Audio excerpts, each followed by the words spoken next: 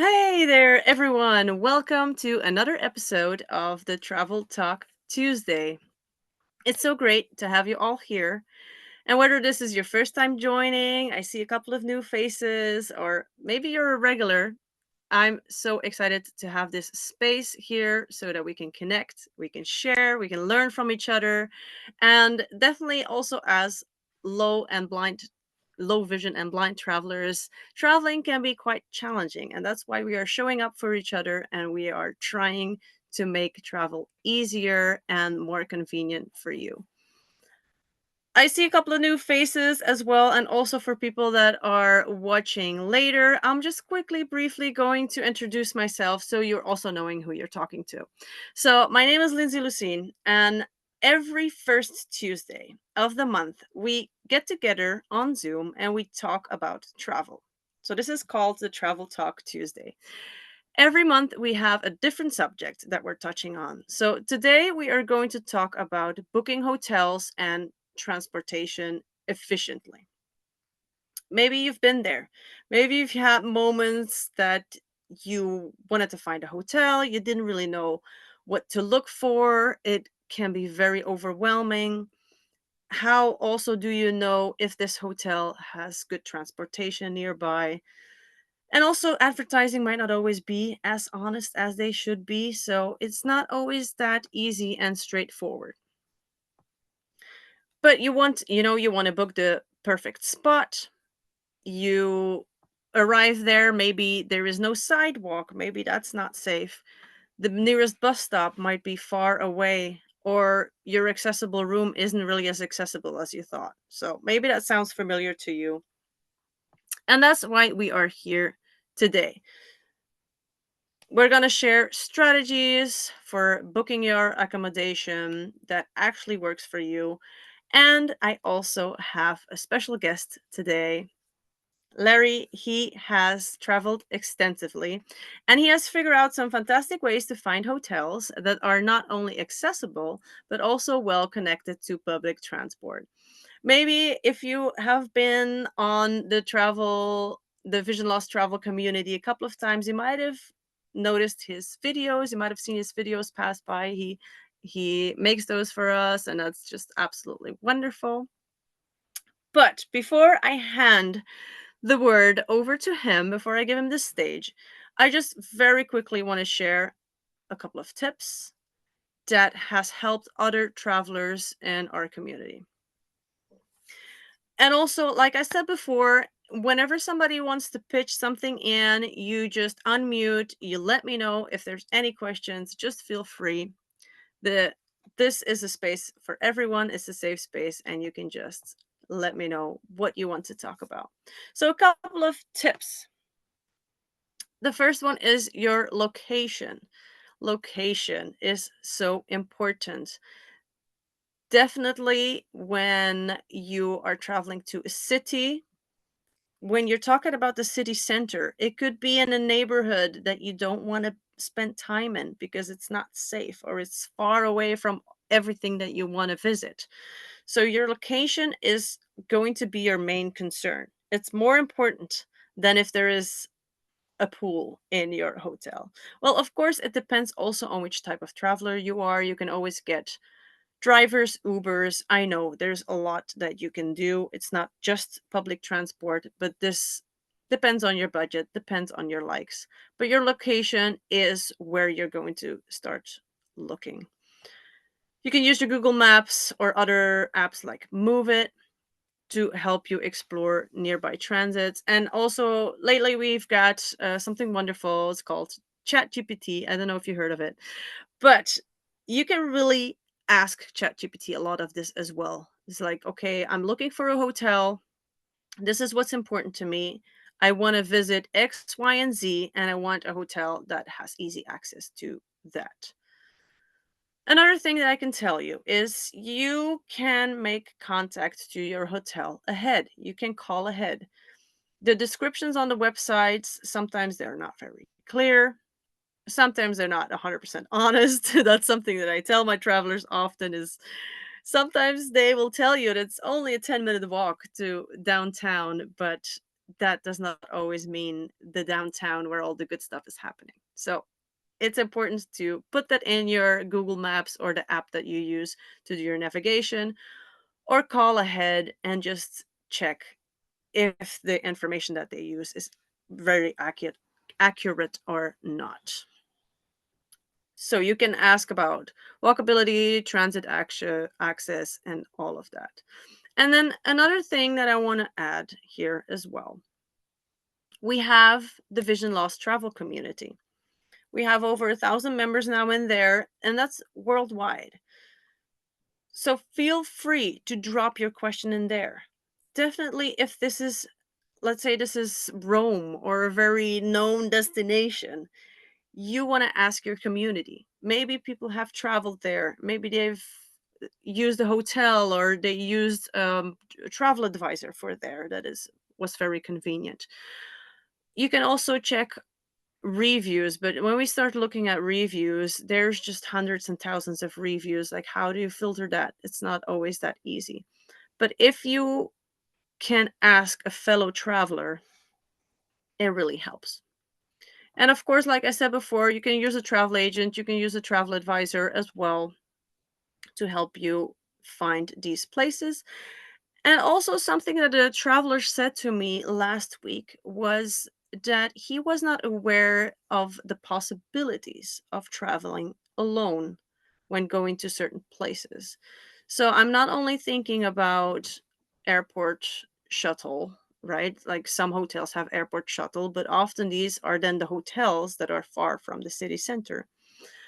But you can also get private drivers to pick you up. Of course, that's going to cost you some money, but there is so much out there. You can ask your hotel to get you a driver. You can ask your travel advisor to have a personal guide come and pick you up at the hotel and drop you back off at the hotel. So there's a lot of more options than you might think are out there. And that's why you're going to touch into your community and ask people and speak to people and everything. So I don't know if there are any people here, before I give the stage to Larry. Are there any people here that have had certain issues with a hotel that was not ideal for public transport? And how did you manage that? How did you work around that? Is anybody been in that situation before? Well, kind of. 50-50 for me personally, actually, I'd say. Kind Yeah. of. And was So it it then was public transport was far, or it was far from the city center? no, so the thing was the hotel had a beautiful location. I also came back to that hotel because the other hotel I was at was just weird. But that's a different thing. But like, so it was a great hotel. The funny thing it was like right opposite a metro station in Thailand. It was like, I know, 30 meters away maybe, but the metro station was just so away. Maybe it was also because I just wanted the wrong destinations, but the metro just never like came and went to places that I needed. So it just, Mm. I couldn't get anywhere where I needed to go with it. And there was only that one metro station, but buses weren't very convenient. I know. Thank God it was Thailand. Like, the motorbikes are super cheap, and I just ended up but get grab motorbikes pretty much everywhere anyway because it's hot. But yeah, they're like, oh, it's so good, and maybe for other travelers it was. No idea. Not everyone has my destinations, but for my destinations, it just wasn't convenient. Yeah, that's so good that you share that though, because you picked a hotel that was conveniently located close to a metro station, but of course, if that metro station doesn't really bring you to the places you actually want to go, it is practically useless to you. So that is very good to thank you for sharing that. Okay, so I shared a couple of tips. I'm not sure if Larry has the same tips or not. I would love for you, Larry, to take the stage now. Just introduce yourself to us, and I would love to hear how you are doing all these things and what you can share with us. Hi, everybody. Thanks, Lindsay. My name's Larry, and I am legally blind. I have a condition called Leber's. Apparently, it's one of the more popular versions of levers, the RPE65 mutation. Um, so I will say right now, I don't know how to do the percentage thing that they use to determine how more blind or less blind you are. But I would say I'm probably getting closer to the being blind side than the sighted side. I had more vision when I was younger, but uh, the way of progressive conditions, it just gets worse as time progresses. Um, I have always been interested in kind of exploring what I don't know. It probably stems from when I was a kid. Um, there was a quick route home, and then there was the other route, and I always did the other route. So I always wanted to kind of explore what was around me, and that was just kind of the beginnings of me really wanting to travel. My ninth grade homeroom teacher would refer to me as being naturally inquisitive. So I like to say I'm naturally inquisitive. And it just gave rise to my want to travel more. Um, I tend to travel solo, partly because I'm super interested in all things rapid transit, subways, trains, these sort of things. And I know no one else is interested in that. So um, sometimes it's easier for me to travel alone because I am on and off trains for one reason or another. I will go wherever that thing goes. As long as there's a train station there, I will be there. And it's just exciting to me to see how different transit systems all over the world do things differently. Um, I also do travel with people. Sometimes it's good to take a break from that.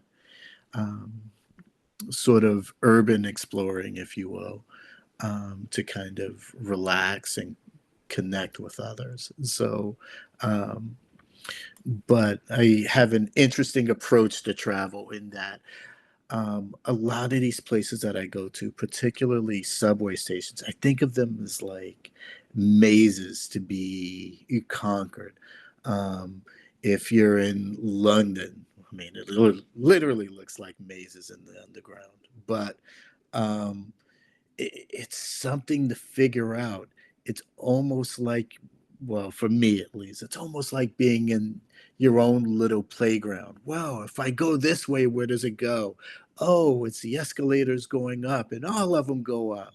I'm sure it is one that goes down. So where is that? And trying to figure those things out and figure out where the entrances are. Like all of that stuff is super interesting to me, and then using the tools that I have to navigate. I think all of that um, is super enjoyable to me with the advances of all this assistive technology. Um, Now, more than any time before, I have so many tools to use to get from point A to point B. Um, I never thought I would have the ability to use um, uh, a telephone app or an iPhone app to get information about my environment and navigate to different places in a railway station. And now with good maps, you have that. I never thought I would have enough ability to kind of read the signs in a station. And now we have meta glasses that do that. There's so many tools that I can use. And to me, it's fun taking these tools out for a spin and seeing how they work. And phew, it's just so exciting. Um, when you guys have questions, I'm sure, I'm hoping that you do. please ask. I'm just giving you a brief overview of who I am and um, is some of the things that I've used, interests and things like that. Um, but we're here to talk a little bit about some tools that can be used to help figuring out about hotels. And I figure I will kind of explain some of the things that I do, recognizing that there are many ways to do some of these things. Lindsay is right. Using Chat GPT can be helpful. Some of your travel apps, Google Maps, I'm going to be talking about that in a bit. That's definitely a part of my journey. Um, you know, talking to hotel staff, I think sometimes can be helpful in terms of understanding how far the station is from the hotel. But um, I feel that there's sometimes a break in between, such as once you say take a subway, how do you get to the hotel from the subway? Um, I like going to Japan, and Japan has a few hotels that are actually attached to the subway stations. So sometimes getting directions on how to get to that hotel from the subway platform can be interesting. Um, like Spain actually has hotels that are connected to metro stations. How many people have been to Barcelona? You can speak out. Like if Who um has been to Barcelona? I'm actually gonna pass Barcelona tomorrow, but I'm mhm. with the car, so that doesn't count. um if you've been to Barcelona, there's actually a hotel literally right above Sand Station, the main railway station. Um, and if people try to explain to you how to get there, there are things on websites that kind of give an example of how to get there, but not clear enough, I think. Not clear enough to me, at least. One of the things that I want to create is maybe even text-based directions or like videos that give a brief description on how to get from the subway platform to the hotel. And it would work specifically for places, for example, that are actually connected to train stations, um, or even places that are not. One of the hotels I'm going to be talking about is maybe a couple of blocks away from the hotel. And I want to create something that kind of helps to take a little bit of the guesswork out of getting from the subway platform to the train. Because some places may say, uh, some hotels may say within short distance from exit A1 at this station. And that may be great, but you kind of have to know where that exit is. And some stations aren't necessarily small things. Sometimes they're big spaces to navigate. So, really getting information about um, which way to go after you get on the train can make it a little easier to help you get to that hotel. Um, Before I kind of get into my journey and some tools that I've used, does anybody have any questions? Have you, Sam, Angie, have you, can you, well, when I've traveled in Europe, Yep, I've tended to book assistance prior to the trip so that I know when I get to the station, I can go and and somebody will sit in a room and then they'll take me to my train when it's ready and get the yep, cases on. And then when I get to the other side, there's somebody waiting there to help me off the train and take me cases, and they'll ask me where I want to go, and they'll take me to the appropriate exit so that I can get to the that's all right. hotel easier. And that's something I do a lot when I'm traveling. That's right. Yep. In fact, once upon a time, I used to live in England, and I would use that a lot. There would be times where I would take trains from London to Liverpool. One time I made my train with seconds to spare, and the staff were great in terms of assisting me to get to the platform. Um, I tend to be a person who, if the tools are available, I want to use the tools to help me get there to the platform. In London, um, most railway stations are equipped with good maps right now. And for the major railway stations, Euston, Liverpool Lime Street, um, Manchester, a lot of the main railway stations are equipped with good maps. And it's amazing how it works. I find that it works really well. Sometimes you have to recalibrate so it recognizes where you are. And it still works amazingly well. Um, there are times, especially like when I fly, particularly internationally, where I do actually book assistance, and they generally are super helpful. Um, but sometimes for me at least, the fun is really kind of learning about the space to the point where I can run through it by myself. Um, Sometimes it can be busy, where it's challenging to always get somebody to assist. So, or if I have 10 minutes to catch the train and I know I can catch it if there's information made available to me.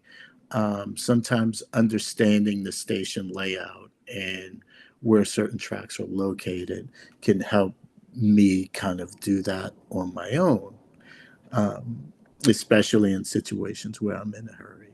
So I use a variety of things, and one of those is off getting assistance.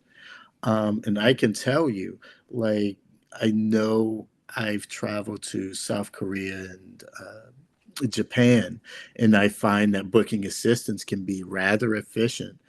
One of the coolest things is being able to get on a train, and when you get to your stop, you get off, and boom, somebody's right there. Um, that's that's really, you know, that can be a really cool thing sometimes. So yeah. Yeah, it's very reassuring as well when you get out and there's Hmm. somebody right there. They're Could you right maybe there. Yeah, exactly. Could you maybe break it down just a little bit more for people that are not so used to using public transport? Like, how do you book assistance? And you're talking about these maps. How do you get these maps? Ah, so I can talk to you a little bit about um, so Good Maps, for example.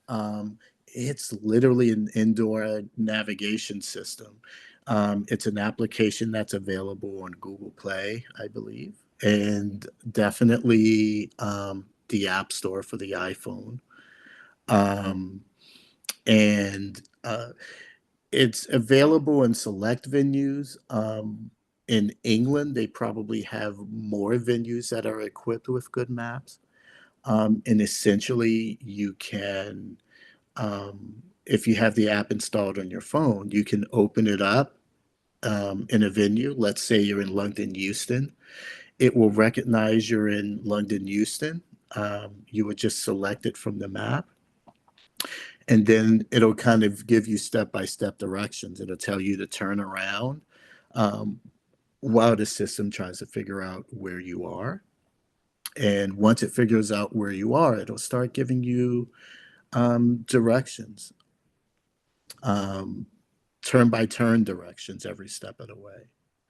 Um, I know some people may be in Madrid right now. Um, Another useful app, particularly in the Madrid metro, um, it's called Metro Ciego, which blind metro.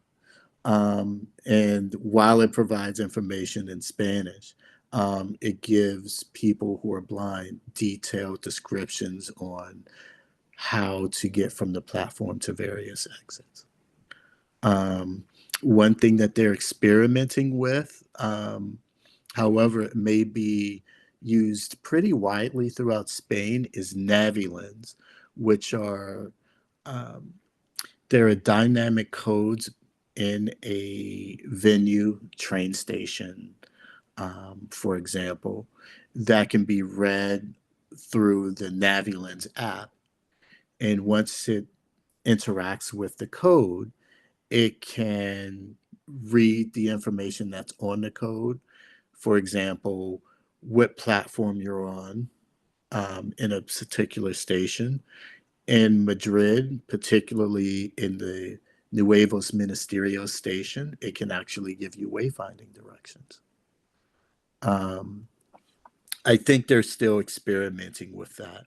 In most places in Spain, it just reads the QR code and it just gives you basic information. Yeah, I have been trying out the Navilands here while being in Spain because I've noticed also that they are all over the place.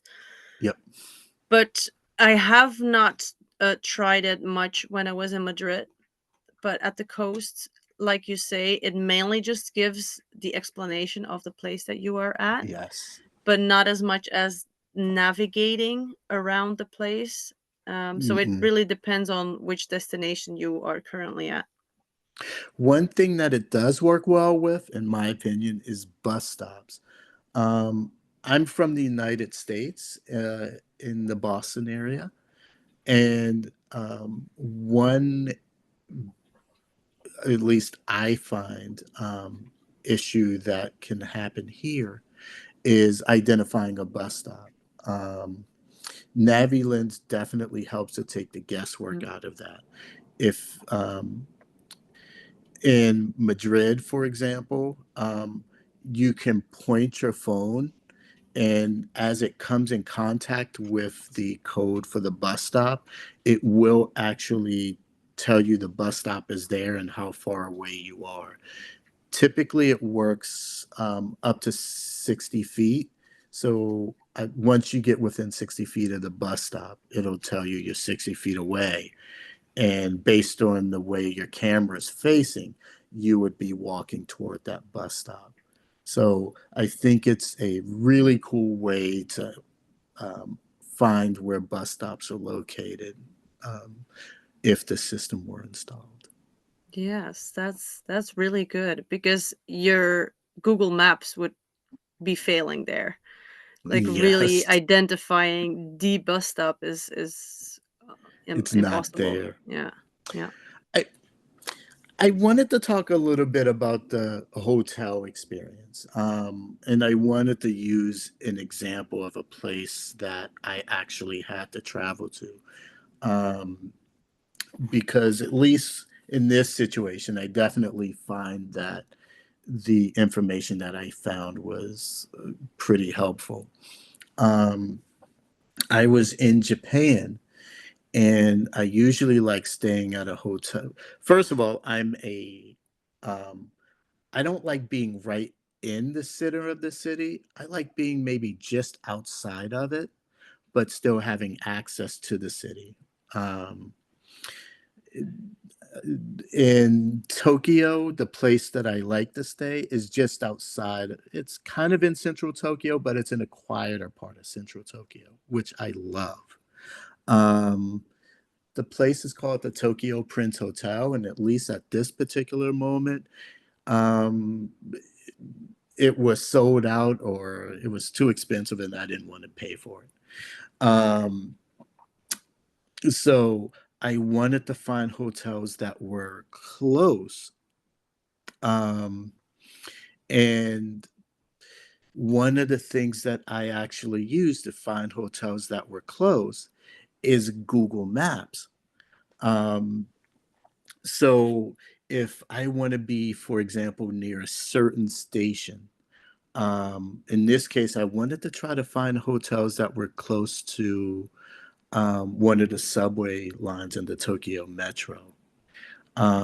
And if you guys are interested, you can actually try this. I don't know how many people have tried this particular thing, um, but this is kind of what I've done to um, try figuring out what hotels are close. For example, what I would do is open up Google Maps, particularly on your phone. And at the very top, it gives you the ability to search for a venue. Um, what I would do is type in this station name. So if it's Times Square, I may say Times Square 42nd Street Station in New York. If I stayed near Shepherd's Bush in London once, so I would type Shepherd's Bush Station. And once, as you're typing it, it'll populate in the bottom, kind of if you type close to the middle of the screen or use your finger and kind of scroll along the center of the screen, you should be able to hear the options that you can select from. I would select the station I was trying to type. If I were using Times Square 42nd, it should show up, Times Square 42nd Street Station. And it will come up with what I like to refer to as a departure board. So it'll show you all the trains that stop at that station and the arrival times. What I would then do is press the back key in the upper left corner of the screen. And then it'll kind of take you to another area where it'll give you the ability to search by different things: restaurants, grocery stores. If what you're looking for is not mentioned there, you can select more options. And then I typically would find hotels. After selecting that in Google Maps, it will give you a list of hotels that are near the particular station that you selected. So if there are hotels that are nearby Times Square 42nd Street Station, it will actually tell you the hotels that are listed there. In my case, I had to choose Oneriman Station in the, actually, it's part of the Tokyo subway system. When I backed out, I found a bunch of hotels. One of those hotels is the Celestine Hotel, which is kind of close to the station that I wanted, but there's another station one stop away that's actually closer. Um, it's still within walking distance of two subway stations, actually more than that. And then that's the station that I ended up using. Lindsay mentioned this before, but also looking at reviews. I also kind of use reviews because sometimes people give really good information about what's around the hotel. I recognized through Google Maps that the Hotel Celestine was close to Metro and within the area I wanted. When I looked at the reviews, I would learn that there are subway stations that are other subway stations that are nearby. A station called Shibakoen or Shiba Park in Tokyo. There's a station Mita that's close. There's a few mainline railway stations that were close. So through looking at the reviews, I was able to find that there are so many subway stations within walking distance of this particular hotel. So at least from that standpoint, I was able to kind of get an understanding of which hotels were close. So um,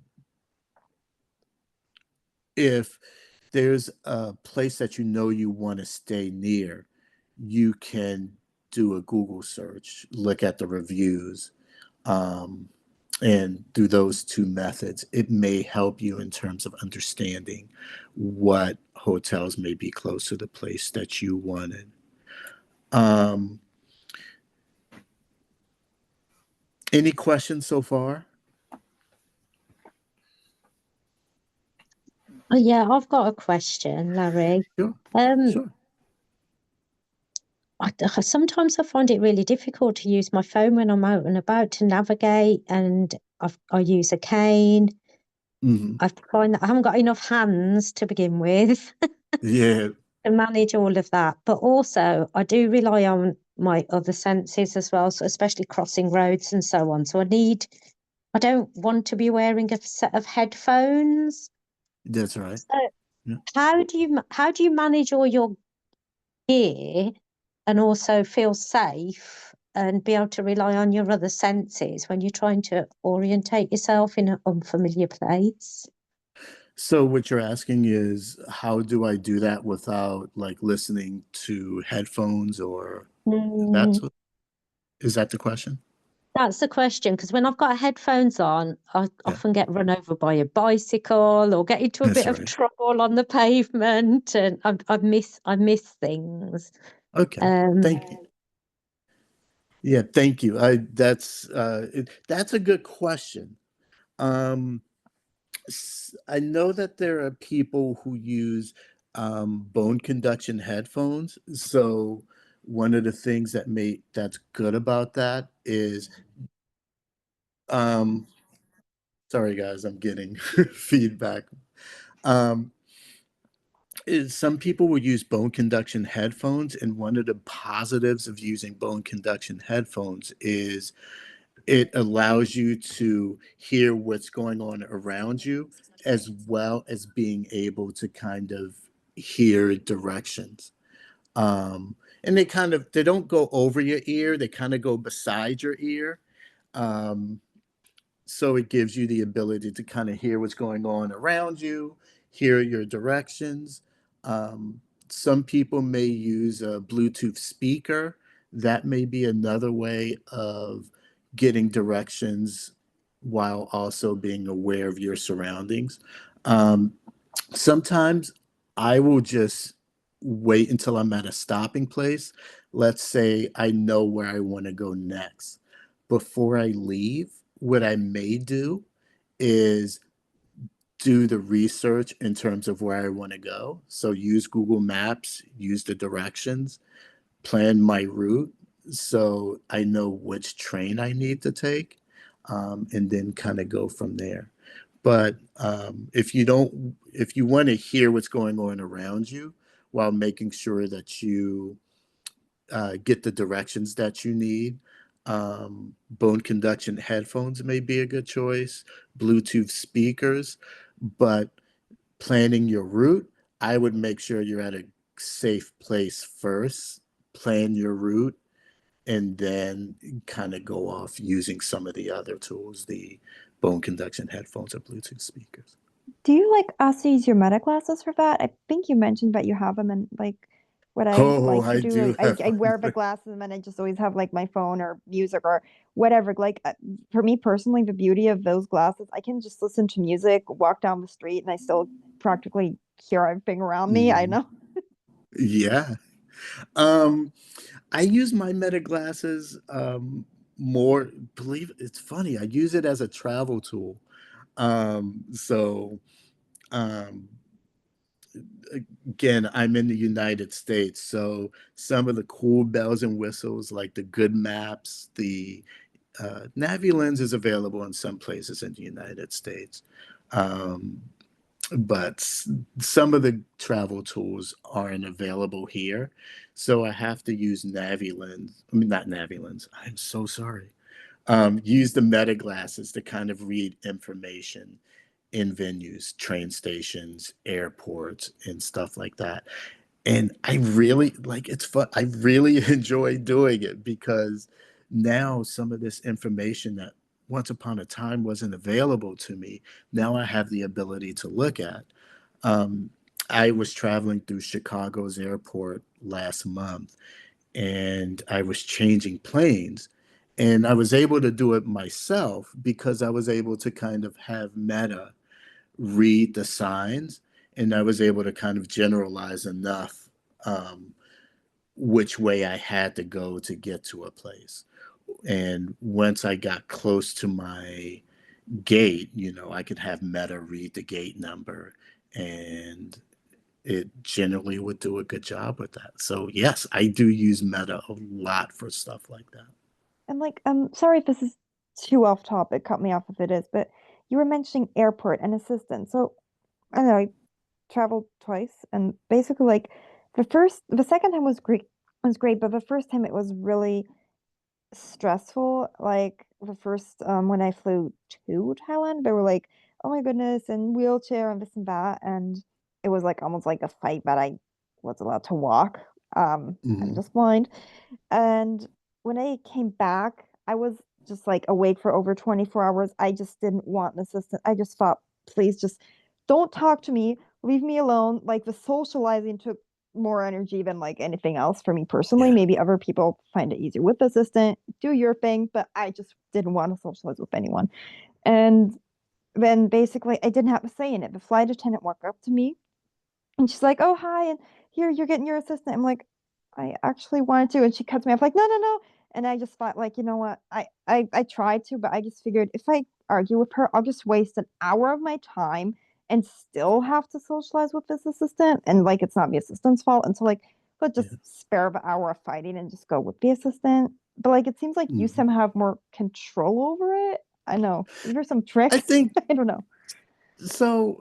I mean, and to keep, I can keep this actually close to topic because you do have situations where if you're trying to figure out how to get to a hotel or something like that, there's always that one other people, well meaning, um, they want to help, even though you may have complete control over what you're doing. I find that when I can do when it looks as though I can do more on my own, that's when people always want to help. And when I can't, there's never anyone around to help. So, um, yeah, I definitely have situations like that where people want to help, and even though you don't need the help, they still want to help. Um, I remember being in Japan and I was getting tickets for my train, and the person was wait, basically saying, wait for assistance. And I was telling him, I don't need assistance. I actually understand the system. And the guy at the ticket counter was like, no, you can't. It's dangerous. And I'm like, yeah, I can handle it. It's not that difficult a station. Um, the station where I was pretty simple. It was more like a straight line. Local trains were on one side, and the high speed trains were on the other. It's very simple layout. But it was a lot of people, I will give them that. But it was still something I could navigate. Um, it, Whether it's right or wrong, like I actually had to walk away because I definitely understand there was the need. They felt as though I needed help, sometimes through people actually seeing that I have control. Um, they eventually realize, hey, he's okay, and just kind of let me go. I've gotten a bunch, the followers, the people who will just follow you as you're kind of walking along. The it goes. Um, I've even had situations where uh, they want you to wait. Sometimes they'll have you wait a very long time for assistance. And all I need is just direction. Can you give me direction on where the immigration area is? And I can kind of navigate through it myself.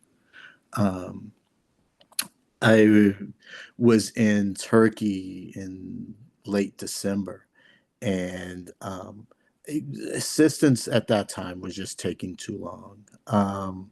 So I kind of walked along myself, and interestingly enough, stumbled onto the immigration area. So that was the first time I went through immigration and customs on my own. I just want to interject here as well. I wonder, definitely with the situation that Sophia had, first of all, I 100% understand after a long flight, you just don't want to deal with certain people. But I wonder there as well, from the staff's perspective, they might be responsible for you at that time. So they might have gotten that task to do, is like make sure this person safely makes it from there to there. So if you say, okay, no, I got it, like I'm gonna go on my own, and then something might go wrong, that the staff member might be held accountable there. Oh yeah, I don't know if I that can would be something. I can say something to that one actually immediately. I don't know how it is in other airports, but in Frankfurt, I know that from one of the staff members. I'm not quite sure how the story came, but like 10 or 20 years ago, somewhere, I don't know. But at some point there was this man in a wheelchair and he probably didn't ask for assistance, and then he didn't get to his plane because he supposedly didn't find an elevator. Like I said, I just have the story secondhand from airport staff, but basically the man complained and he did this huge fuss out of it, like I couldn't get to my airplane, like I couldn't find an elevator, I had no assistance. And since then, basically in Frankfurt, that's where I came and always came from and came back to.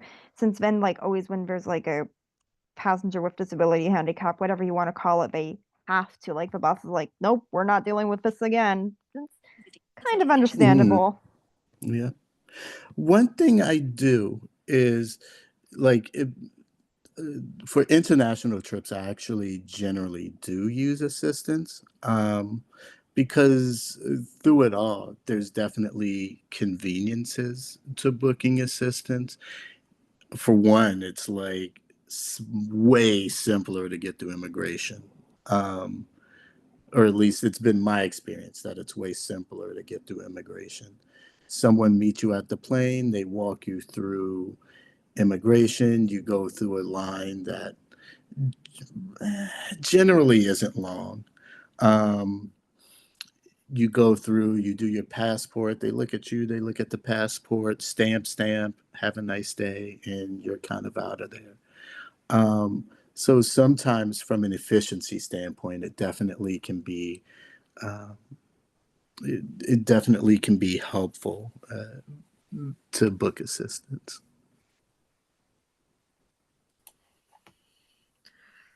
Great. So you were talking about a little bit the pattern of that how you go about finding your hotel and your transport.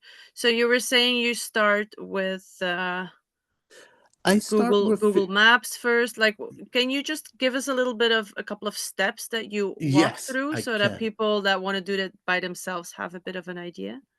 Say I look for a hotel. Say I want a hotel near a subway station. Um,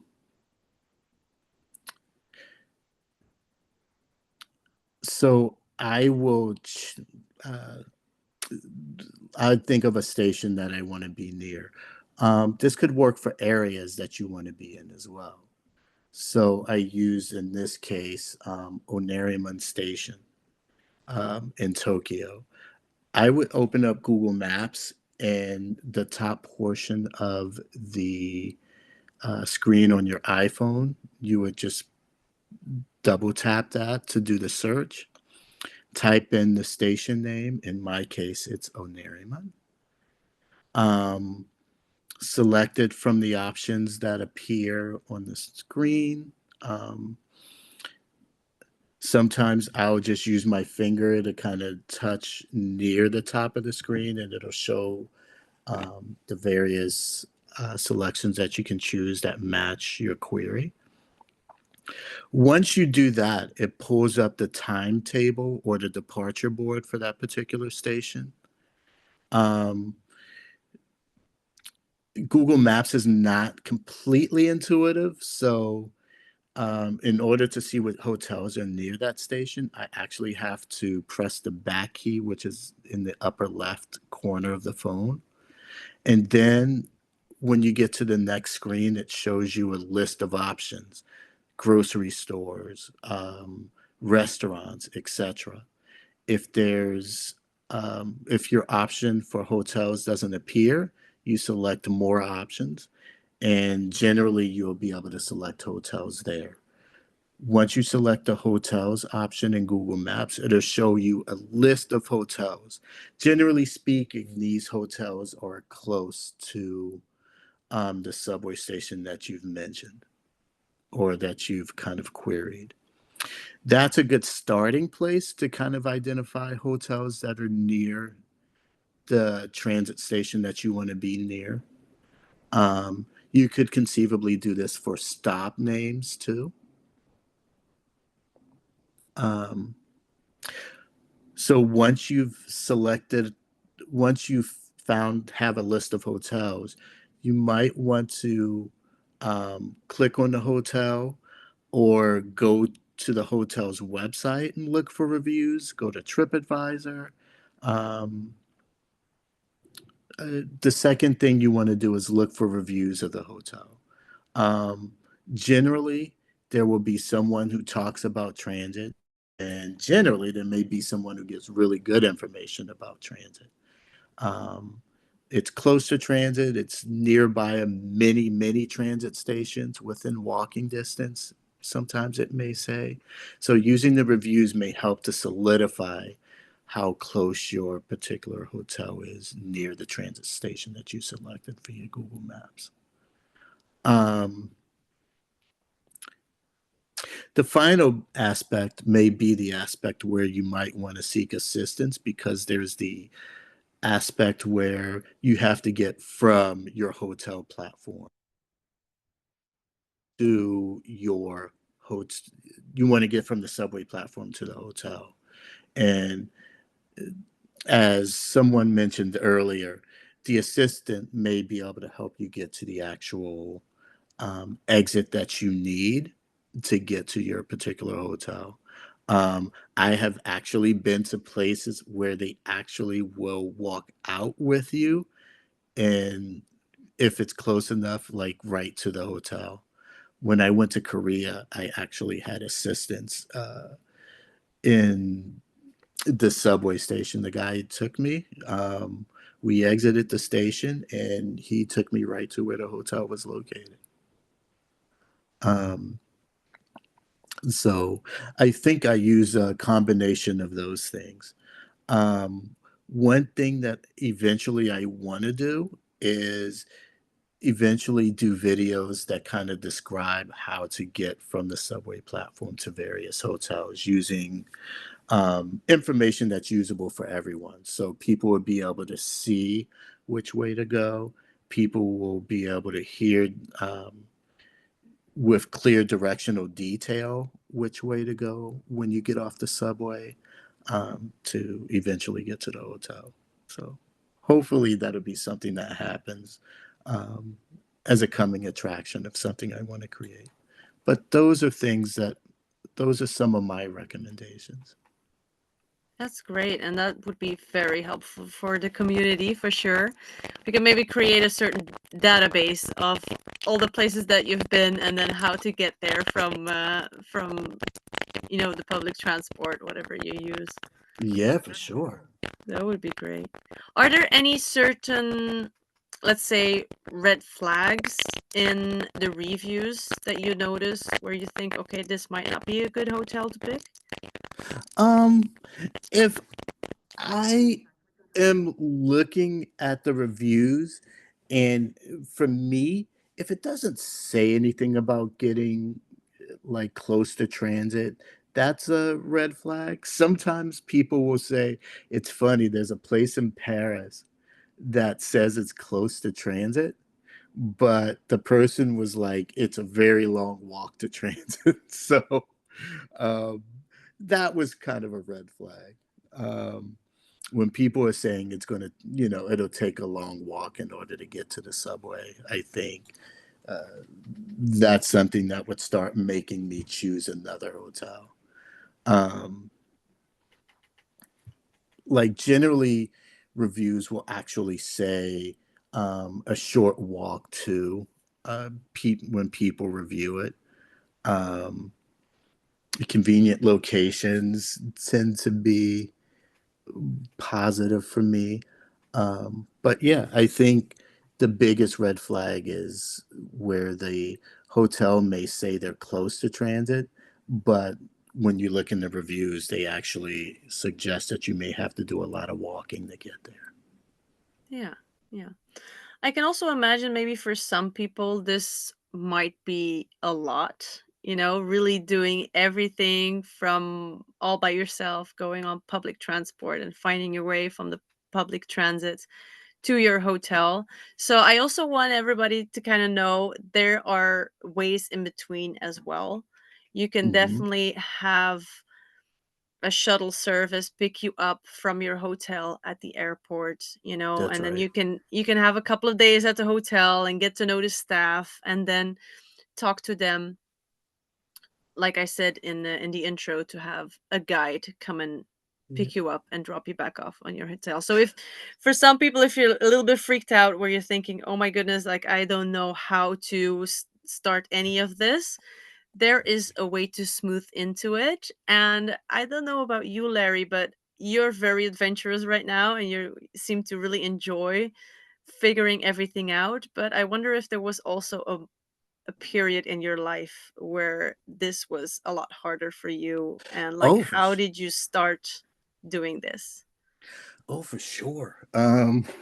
Actually, Amsterdam was my issue. I remember years ago. I mean, this is before good maps, Google Maps for that matter.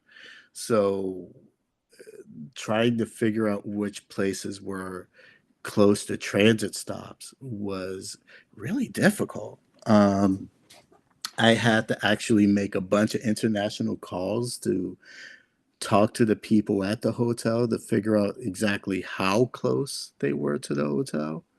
Um, and like, oh my goodness, like my first time going to Amsterdam, I cried because I wasn't able to figure out where the hotel actually was. Um, and fortunately, people came along to assist eventually. But yeah, it was that was one of my more frightening experiences.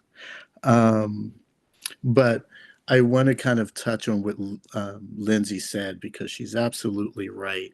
Um, and I don't think about it all the time, but it's true. A lot of hotels have shuttles that can either pick you up within a short distance of the hotel, airport shuttles that pick you up from the airport that can take you to your hotel. Um, all of these things are possible. One thing that I learned about, um, I think you were saying there were assistants or guides that can actually help in getting to the hotel. And one thing that's super important is, for subways, generally speaking, hotel staff will generally honor all reasonable requests for assistance. So if you go to a place and you say, hey, I need assistance getting to this station, they will help you. And in many cases, they'll even help you, like if the hotel is close, like get to the hotel. So um, there's so a lot of this definitely may sound overwhelming, but it's absolutely possible with a lot of the things that Lindsay indicated. Some of the tools that I've indicated will at least help you identify places that may be close to hotels. There's so many things that you can use to get out there. Yes, and that is the main thing as well, is we often don't know what is possible, and therefore I really like to contact the hotel and just present your situation and ask them what you need. And then you're going to notice as well as the feedback that you get back from that hotel is how accommodating they are, or maybe not, right? So that can also alter your decision on which hotel am I going to use. If they're like, yes, of course, we're going to do this and this for you, or if they're like, no, this is a bit too much effort. Um, but feel free to ask. Like, don't worry about asking certain things. I feel Mhm. sometimes we don't do that enough. You have to keep in mind you're paying those people also, right? Like you're their business as well. And then definitely if they take good care of you, word spreads. Reviews Yeah. are ever so important. And I find as well within your reviews, you can also notice if a hotel is going to be a bit more accommodating to you or not. Because sometimes people will write like, oh, we were able to early check in and it was no problem, or we were able to, I don't know, get an extra bed for the kid and it Right. was very easy. So those are also things you want to look out for when you are reading your reviews of the Mhm. hotel.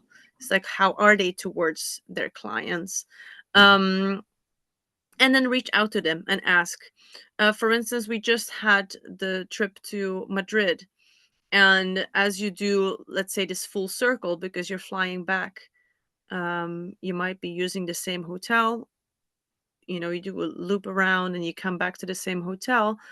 You can ask the same room. If they have that room available, why would they Yeah. not give it to you? And then you already know how to navigate towards the room and you know everything. Or if you're traveling to the same hotel often, don't be shy to ask for the same room. They can always say no, right? It's not a problem for them to just say, okay, no, it's not possible. Well, no harm is done. But if you don't ask, you cannot, get that favor. And you'd be surprised at how generally hotel staff, or at least the ones that I've come across, have been amazingly friendly. And they seem, my experience has been they've always been willing to help out. So you really should, as Lindsay said, you shouldn't be afraid to kind of ask to see what's available and what's possible. Yeah, it really is. I don't know. I'm just gonna let some other people pitch in. Does anybody have questions towards Larry or myself? Right? Like, now is the time to ask while we are all online here. Well, okay, sorry, my Zoom kind of dropped, so maybe you covered this. I'm so sorry if yes. Yeah, no But problem. but like I know.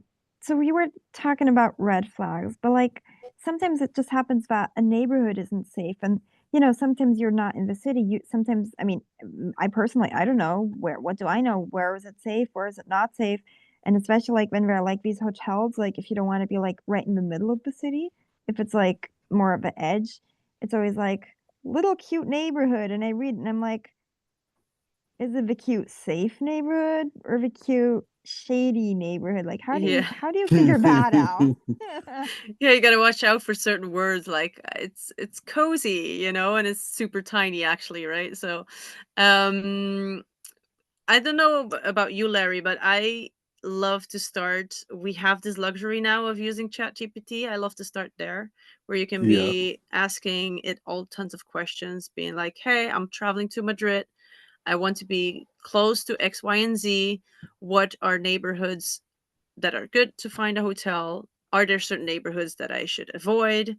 And get that information first before you then start heading towards Google Maps. I don't know, Larry, how you would do this. Um, yes, I like the Chat GPT option. I mean, there's so many possibilities using Chat GPT, and in terms of getting information. So yeah, definitely that is an option. Um, reading the reviews will kind of give you some information too. Um, I wish I had all these resources when I was younger. One of my trips I took to LA, my very first time going to Los Angeles, and I stayed near Hollywood and Western. And I stayed in a hotel, which um, I guess I was okay, but any hotel that actually has bulletproof glass on it at the check-in counter, that's probably it's an interesting place. And I didn't figure out a lot of this until I actually went there. So having a lot of the resources that you have now to kind of look up things, um, it's worth taking advantage of, because once upon a time, we kind of didn't have these. So maybe asking ChatGPT what type of area is the location where you're going to stay. Maybe that can give you information. Um, Yes, definitely. You can also run the hotel through ChatGPT. You can be like, "Hey, I'm looking at booking this hotel. What are the pros and the cons of this hotel?" So, I often use the ChatGPT for feedback on certain decisions that I want to make or certain places that I'm checking out, and it is really good at giving you the pros and the cons that it can find.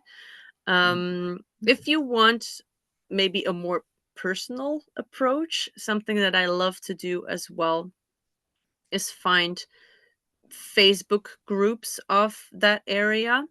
I really also enjoy finding expat groups, for instance, let's say expats in Barcelona. I'm 100% sure there's going to be a Facebook page about that. And then you can go in there, even anonymously. You can ask a couple of questions, and then you get the feedback from people that moved there or are traveling there. One other thing that may be helpful is like if you network with people who you kind of who know the area. I think sometimes that can be helpful too.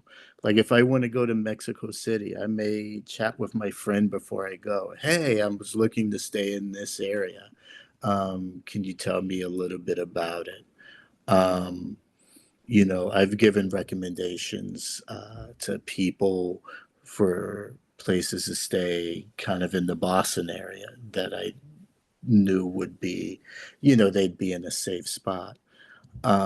So really talking to your network of people, you may have someone who has been to where you want to go. Ask them like what places they think are good, based on the criteria. Like, you want to stay in a busy place? Do you want to stay in a less busy place? If you want to stay in a less busy place, what less busy places are good to stay in? All these things. Yes, wonderful. Does anybody have another story they want to share or some more questions before we wrap up? One of the things I was going to say from what Larry was saying earlier about using Google, one of the things I've found, I've only been severely visually impaired for 4 years, so I'm still learning to a certain extent.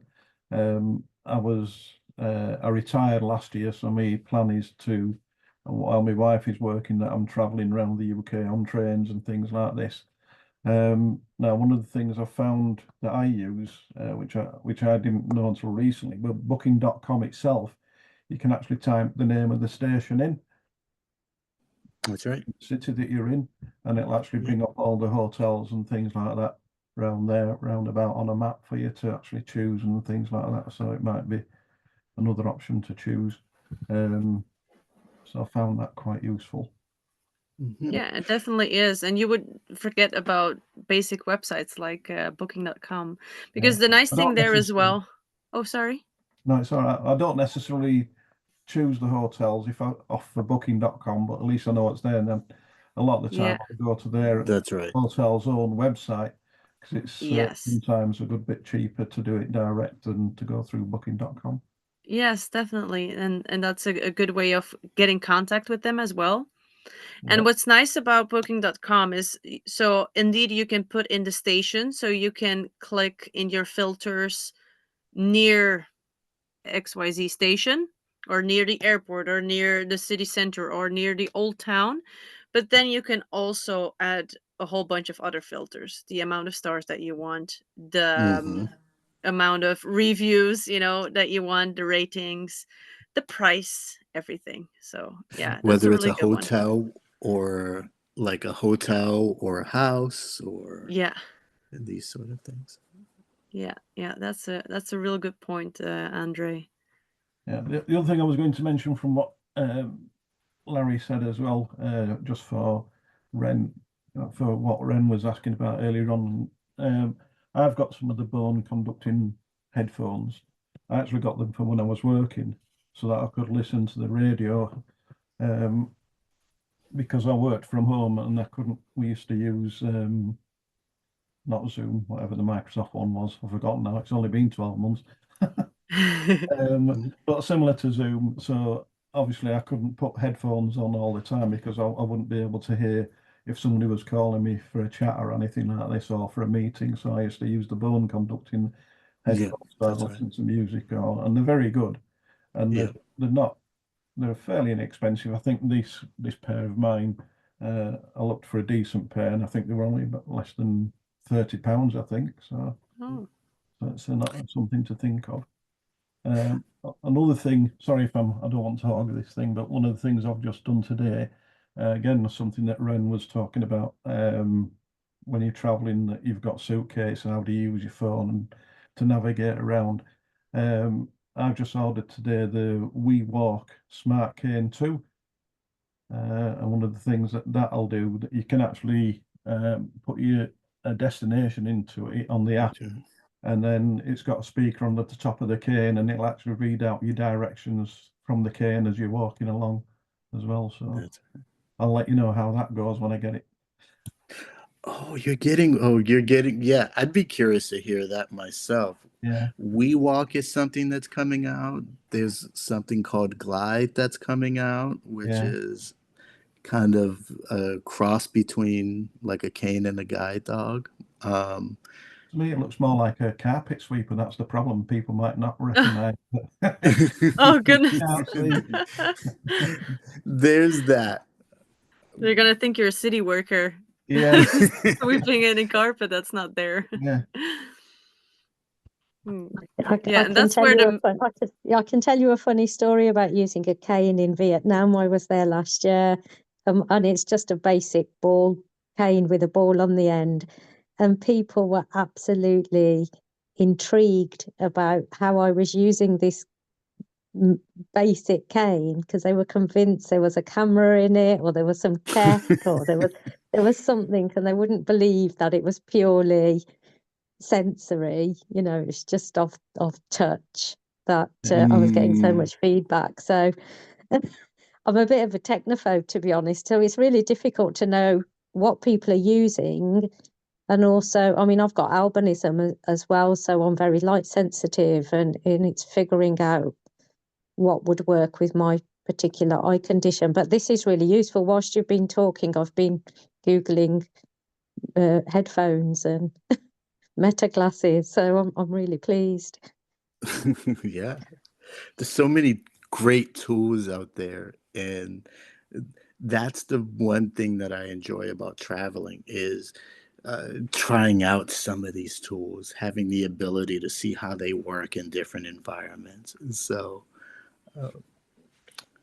yeah, I was lucky enough, before I finished work, they bought me the Orcam My Eye Pro. Unfortunately, they've stopped making them now. But to me, it's, and I still use it now. When I left work, thankfully, they let me take it with me. And it's just, I find it a really good tool. And it's a shame that they've stopped doing it because of my vision. I think similar to Ren, I suffer with disability glare, and so out and about in light, I'm a bit sensitive to the light as well. So looking at things, so I need actually wraparound glasses, which is what I wear rather than, so that things like the Meta glass and other things don't tend to have wraparound as such, so they're not really suitable for me. Whereas the Orcam, because it clipped under the sides of the glasses, was really useful.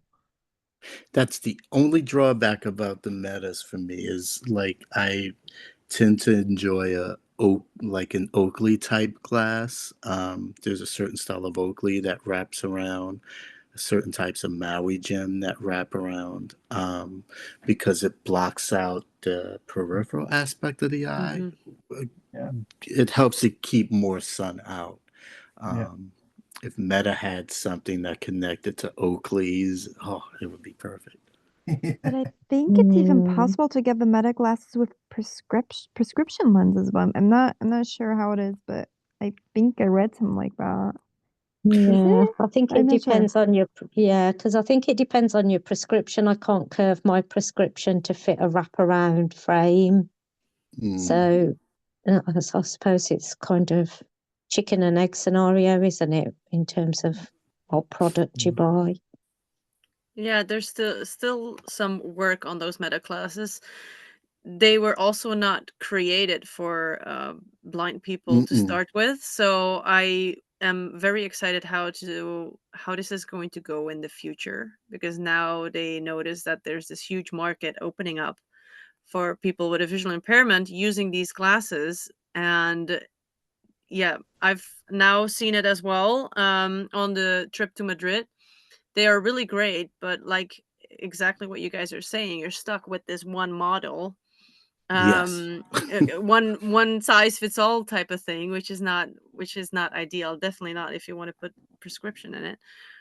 But I can see in the future that they are going to change that up, hopefully, and then it's Yes. going to be really great. Yeah. Yeah, but I feel like, I mean, I know maybe it's kind of an unpopular opinion, but I feel like it's pretty good that they didn't start as a product for the blind because, like, nothing against like with my eye, I don't have no idea what it can do. But like when we were in France, we were in this church, and my mother walked around and used her meta glasses to translate, to explain what she saw. Like she was practically using those things that my mother can see. She has full vision, and she was practically using those things like as a tour guide. And so I feel like it's pretty cool that, like, I mean, now like they're maybe used by the blind, but I feel like at first like the focus wasn't on like being like my English, I'm sorry, like nothing for like not as like at first the focus wasn't on assistive technology. At first the focus was Hmm. like on like the AI, like to like to like do these things like translation and like not the whole read out things, but like translate and recognize what you see, and you know what I mean. And so I feel like that's maybe kind I of a think, price worth to pay. You know what I yes, mean? I think the more, how can I specific it gets, the more niche it gets, the higher the price. Mm, So because it's something that was catered to, um, we'll say for now, it's something that everybody can use. It just so happens that mm, who are blind can use them. It was cheaper. It's kind of similar to what Dragon Naturally Speaking was before it became ubiquitous. So it's kind of the same thing. Now it's cheaper, but I think as it becomes more specialized, I'm wondering whether the $300 price tag will still be the same or whether you're still going to have to pay Oh more. yeah. Oh yeah, but that's kind of a reason I personally at least kind of hope it won't like become like only assistive technology. Like, Right, right. I don't know. I feel like right now it's going really well, and there are a lot of workarounds. Like, I know, like, if it's not meant to read, for example, an entire menu page, but there are workarounds to make it work. But like, Mm. and it's cool. Like, if they maybe consider the blind, you know what? Why not? Fair Yeah. enough. But if it I becomes an only assistive technology thing, I feel like we're also then it's not then we're taking away something from the sighted people who can also use. You know what I mean? Like, I think the yeah, trick is understanding how to use the glasses. I yeah, think for the purposes that I use the glasses for, it works significantly well. yeah, And that's all right with me. I yeah. can wear them to kind of I can still wear them as sunglasses. But if I need to figure out whether I'm at a bus stop or a no stopping anytime sign, I can click on the AI feature. Hey Meta, look and read sign, and it'll tell me it's a bus stop. And mm, that's good for me. Or I can go into a mall and have it read the store names. Like, it's just the way it is. Like you said, it's opened up so many doors. Um, like, do you need to kind of make it um, better? I mean, I guess certain things can be better, but like keep it to the point where it's something that everybody can use. Keep the price low, and it's perfect.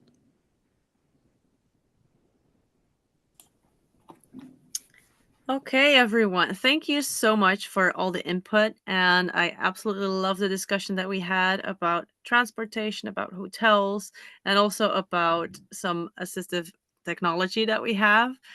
I'm going to slowly wrap it up here. And I want to thank you all for being here. I especially want to thank Larry for sharing his stories with us and his very valuable tips that we learned from him. Thank you all for being here, for pitching in your questions and commenting. I also hope that I see you all again next month. Before we go, I quickly just want to interject about the trip to Costa Rica. Some of you know, some of you don't. We're doing a trip to Costa Rica in November. So definitely let me know if you are interested in joining us. This is going to be an 8-day trip. We're doing a whole bunch of very fun stuff. It's going to be warm there and humid, but we're going to the jungle. We're doing hanging bridges. There will be zip lining for people that are interested. There is also adaptive surfing class that will happen as well. And it's just a small group. So there is a max of 7 travelers. So if you are interested, I would say contact me via email. Let me know after this. If you're interested, just let me know and I can send you the itinerary so you have all the details about the price and what happens each day and where we'll be staying and what we'll be eating. So just let me know. And if you have any questions as well, I love to answer them. Or if you have any questions about anything travel related, my mailbox is always open for you guys. The Facebook Messenger is the fastest way to contact me. Sometimes via email. I don't check my emails every day, so it could be a bit of a delay on there. So if it's not something urgent, you can email me. If it's something urgent or you just want to talk to me, go on Messenger and let me know what's on your mind and where I can help you with. So thank you all for being here. I had such a blast tonight and hopefully see you all again next week. Next month on another Travel Tuesday. Oh my goodness, I could not do one a week of this. But next month, on the first Tuesday of the month, we have another meetup. Okay, everyone, thank you so much. Take care Take care. and Bye, keep Thank everyone. you. traveling. Be Bye. safe and have fun. Bye-bye. Nice meeting you Bye. all. Thank, Bye-bye. thank Nice, you. Bye. nice Thank to you. meet Bye. you. Nice to meet you.